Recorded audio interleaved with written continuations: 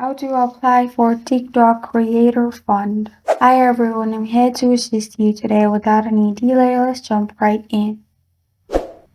First, open TikTok on your device. Make sure you're logged into your TikTok account. Click on your profile at the bottom right and click on three lines at the top right corner of your screen.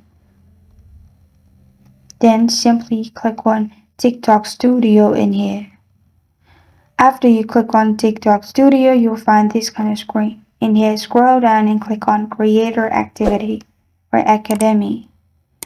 After you click on it, scroll through here and you'll find Creator Fund.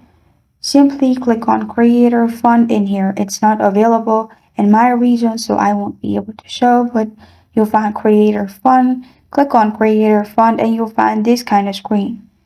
Also, you should be eligible to apply for this fund activity. As you can see, there are many eligible points that are missing, and this is how to apply for TikTok Creator Fund. Thank you for joining me today. If this video helps you out, please leave a like and subscribe for more. Got a question or want to suggest a topic? Comment below. Thank you for watching.